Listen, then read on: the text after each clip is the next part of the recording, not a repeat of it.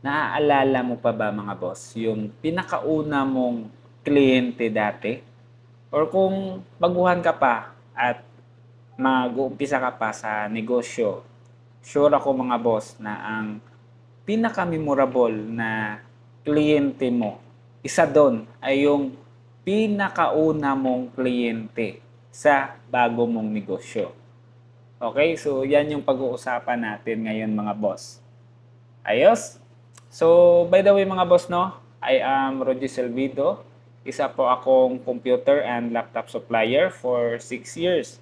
And right now mga boss ay nagsishare po ako ng mga karanasan ko po sa pagninegosyo at syempre kasama na doon yung mga kapalpakan natin.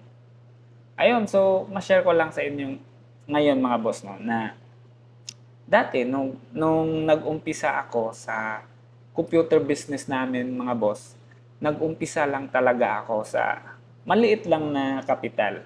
And aminado po ako mga boss na nag-umpisa talaga ako, home base lang talaga. And ito pa yung nakakatawa mga boss. Dati nung nag-umpisa ako mga boss, okay lang talaga sa akin dati na kahit na wala akong bayad, ganun yung pag-uumpisa ko dati. Kasi ang pinakarason kasi doon mga boss, yung ah ito yung ginagawa ko ngayon na yung negosyo namin ngayon is Blue Arm Computers. So dati kasi mga boss, parang hobby ko lang siya. Okay? So, yung negosyo ko kasi dati is nasa t-shirt printing ako. Ngayon, kapag meron akong mga kliyente or meron akong mga kaibigan, mga boss na nagpapatulong sa akin, no?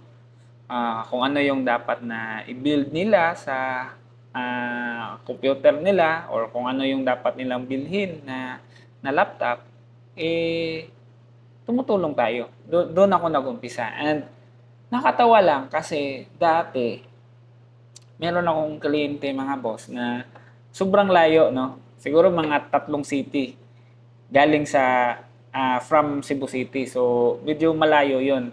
So, dati kasi ano lang ako nagko-commute ako. So, siguro mga that was 2015, gano'n, 2016. So, naging ano ko lang siya, naging hobby ko lang talaga na tutulong ako sa mga kaibigan ko. Siyempre gano'n naman talaga tayo dati, 'di ba? Na kapag meron tayong kaibigan mga boss na nagpapatulong sa atin, no? Na especially kapag sobrang excited nila na magkaroon sila ng computer,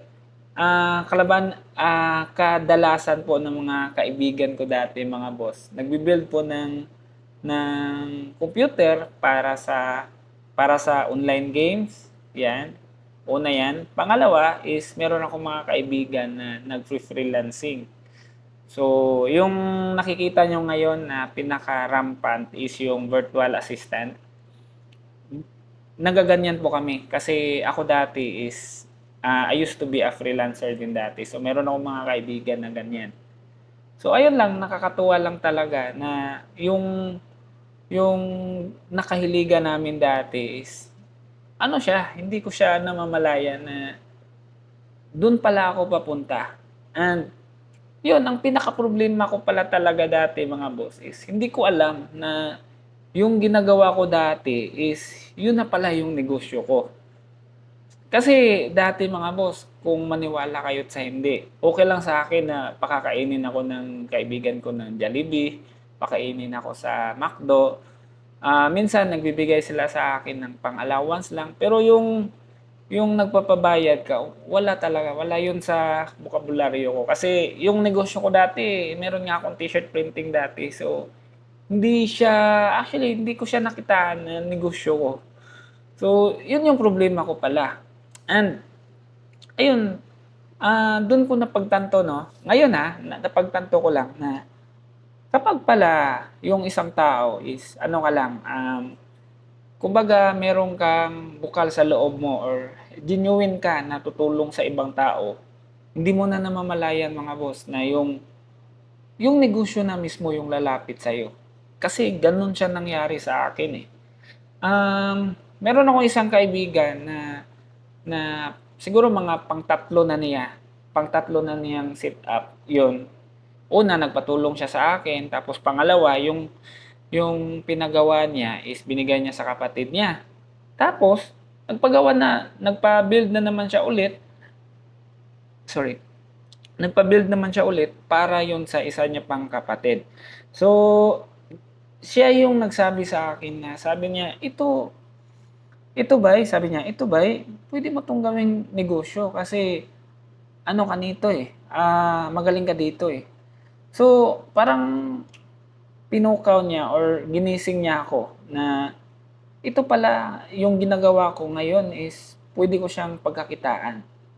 Okay, so sa akin naman kasi dati mga boss, ano siya iba yung feeling na kung nakikita nyo yung mga technician dati na merong, merong parang mga lagayan ng libro, pero yung mga laman nun is mga CD.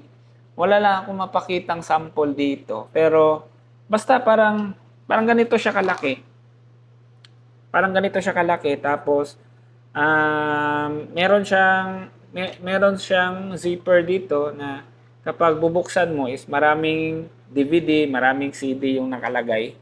Meron akong ganyan dati mga boss. And parang ano siya dati, parang kung meron kang ganyan, parang sikat ka na sa inyo.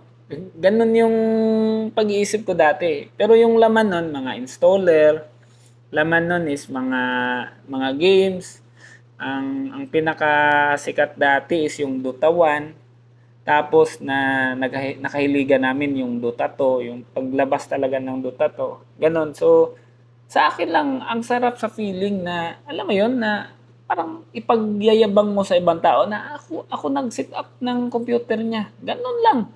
Wala siyang, parang para sa akin, wala siyang monetary value.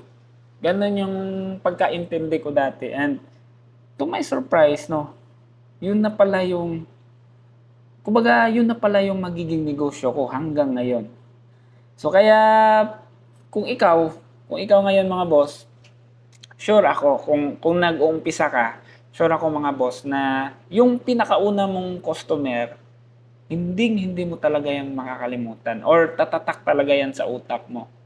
Kasi meron siyang ginawa sa iyo na kakaiba, na something na nagbigay sa iyo ng fire para umangat ka sa buhay. Kung sino ka man ngayon, kung nasaan ka man ngayon, sure ako na malaking ambag dyan or yung nagbigay sa'yo ng malaking leap, nagbigay sa'yo ng malaking ambag is yung pinakauna mong customer. Okay? Kasi nangyari yan sa akin Okay? So, ayun, basta kung nasa part ka na papunta ka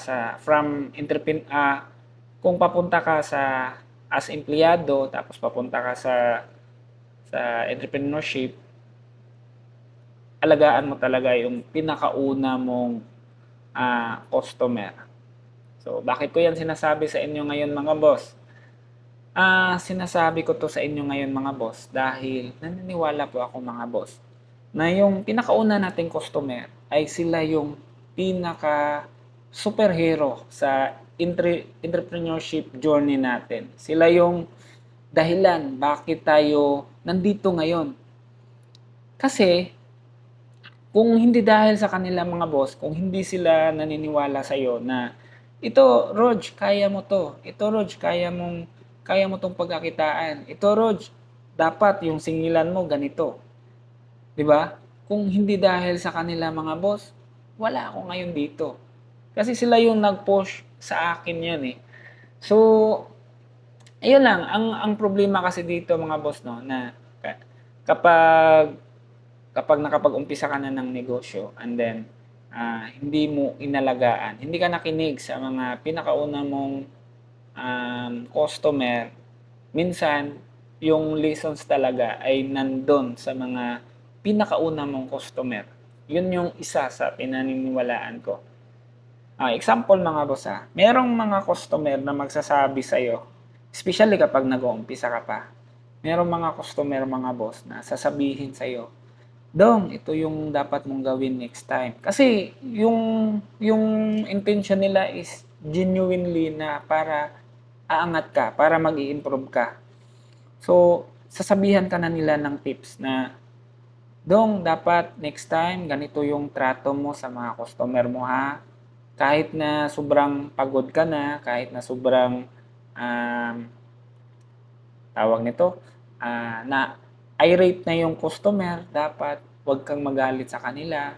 Kasi concern sila sa iyo kasi nakikita nila na genuine ka rin na tao. Okay?